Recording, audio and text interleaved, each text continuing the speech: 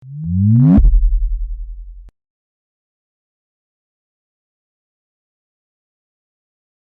Pak, nggak lagi sibuk?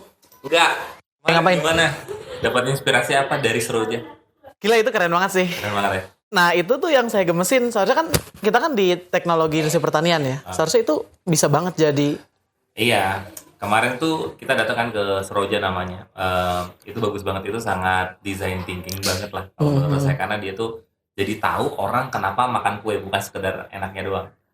Nah, Iya. itu banyak banget kejadian ketika kita tuh nggak laku produknya karena kita tuh nggak paham sebenarnya orang tuh pengen apa. Kemarin kita belajar itu tuh. Padahal produknya aneh-aneh. Aneh banget. Maksud- Dan nggak familiar ya. Nggak familiar, tapi kok orang tuh tetap datang ke sana, bahkan sampai reserve Pak itu tuh. Kita tuh datang ke sana kebetulan aja di atas tuh, padahal belum dibuka di atas, tapi kan karena kita punya kenalan sama si itunya, si Aen, Ean. Jadi kemarin tuh kemana? Biar tahu dulu nih, teman-teman di rumah. Jadi kemarin tuh kita belajar ke Seroja Bake. Seroja Bake. Seroja Bake itu adalah salah satu tempat makan kue dan minum yang enak banget Dan aneh. banget. Dan lagi hype di Bandung, dan ini adalah salah satu model bisnis yang keren banget. Pendekatannya pakai design thinking menurut saya, karena dia tuh sangat user centric. Iya. Guys. Benar-benar. Dan ngelihatannya kayak apa ya? Punya banyak kreativitas gitu loh.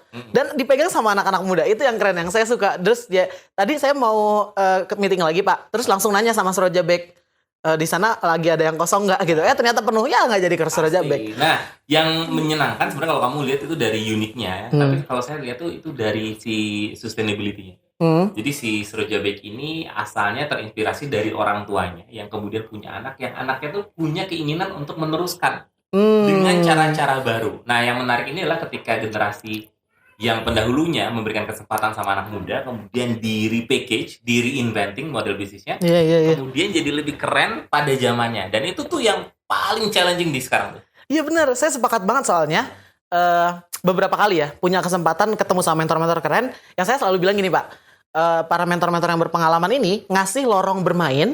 Nah terus anak-anak muda itu lari aja sekuat dia lari gitu di lorong yang udah diberikan. Ya, apalagi ini orang tuanya itu kan. Iya, orang tuanya kemudian dikasih kesempatan untuk bereksplorasi dengan jenis-jenis roti yang beda gitu ya, kemudian dengan jenis-jenis ambience yang beda, kemudian wow, jadi keren banget kan. Iya. Kalau ditarik sama teorinya itu ada design thinking sebenarnya. Design thinking. Si design thinking itu adalah pendekatan di mana kita tuh berempati sebenarnya si user kita tuh problematikanya apa. Karena kita makan kue tuh bukan untuk mencamil-camil doang. Iya. Kalau kamu datang ke sana, kira-kira definisi orang datang ke sana ngapain? Kalau saya sih kemarin pengen lagi jenuh di tempat kerja kan, terus akhirnya yaudah deh keluar cari inspirasi baru gitu. Ketika kamu makan kue itu sehingga kamu menjadi bahagia, menjadi senang lagi, ke charge lagi. Nah, itu namanya jobs to be done. Itu namanya konteks the jobs to be done. Ketika orang tuh tahu saya pengen nyemil sebagai solusi, tapi dalam konteksnya tuh dalam dia tuh abis kerja terus pengen naikin mood lagi. Nah, kemudian ngasilin outcomes. Jadi kalau dalam design thinking ada namanya the jobs to be done, di mana pertama kita tahu konteks pelanggan kita, dikasih solusi. Nah, si solusi ini ngasilin outcomes apa bagi pelanggannya. Nah, itu the jobs to be done. Kamu datang ke kafe kemarin bukan untuk ngisi perut sebenarnya kan? Iya, bukan. Tapi untuk camil, ketemu sama orang, naikin mood kamu, kemudian kamu jadi kerjanya jadi keren lagi. Nah, itu the jobs to be done. Bener. Itu saya setelah pulang dari Seroja Bake, selesai dari sini, itu pulang masih kerja dulu. Tidurnya nanti jam 11 malam.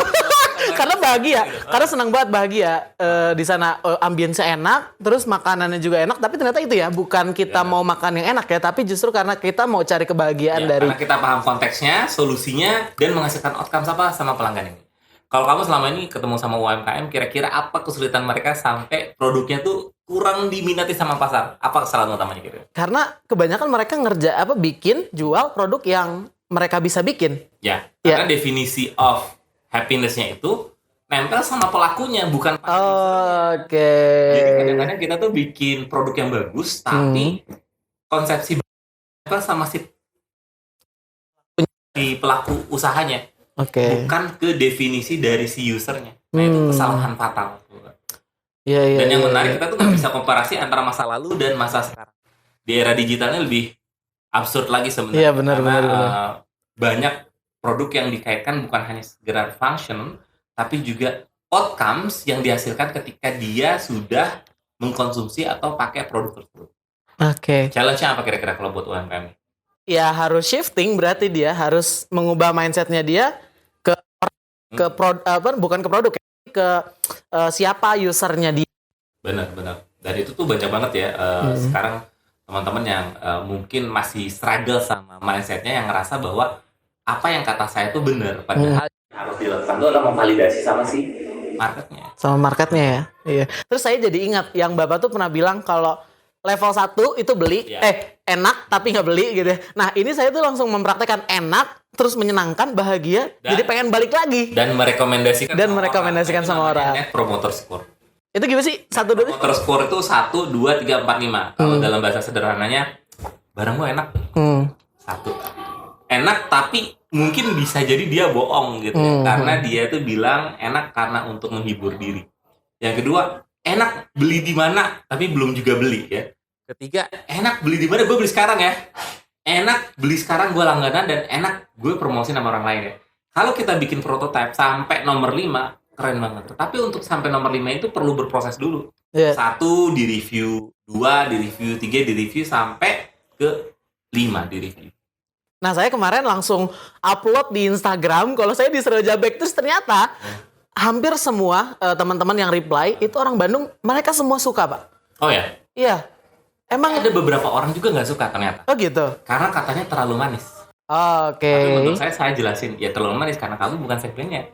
Kalau anak muda segmennya tuh suka manis, makanya dia stay di situ. Tapi untuk kalangan tertentu enggak, maka bukan masuk. Jadi ada segmentasinya yang kita pahami. Orang-orang yang suka nongkrong itu kira-kira dia tuh karakternya kayak apa? Suka manis yang siapa? Anak muda. Tapi memang kebanyakan orang tua agak kurang ke sana. Karena definisi of happiness-nya tuh nggak nyampe. Tapi memang nggak apa-apa orang tua nggak datang sana, karena memang itu si segmentasinya buat anak-anak muda yang nyari mood buat kerja, kemudian dia. Iya. Itu seru banget sih. Nah saya mau cabut lagi ke sana sebenarnya, tapi karena reserve-nya penuh, jadi saya mau coba explore lagi deh. Saya mau cabut dulu ya, mau lanjut meeting di tempat lain karena seru banget ternyata jalan-jalan dan bereksplorasi itu ya. Diajarin yang lain juga. Oke, thank you ya. Cabut dulu, dah. Nah itu kita ngomongin tadi tentang design thinking, tentang jobs to be done. Kadang-kadang kita tuh suka salah untuk mempersepsikan kebutuhan si pelanggan kita gitu. Karena kebutuhan pelanggan itu kadang-kadang suka sama kita. Padahal jangan sampai kita itu menyimpulkan sendiri, karena the jobs to be done, apa yang diperlukan sama pelanggan kita tuh harus benar-benar tervalidasi. Kalau bisa kita mendapatkan NPS atau Net Promoter Score-nya nomor 5 gitu ya. Jadi orang itu datang, beli langganan, dan merekomendasikan sama orang lain. Nah, pendekatan designing ini menjadi menarik karena kita perlu sekali untuk mempelajarinya, karena akan berawal dari mengubah mindset, kemudian menyenangkan pelanggan, dan paling fundamental adalah tim kita juga jadi lebih bagus. Sampai ketemu lagi ya.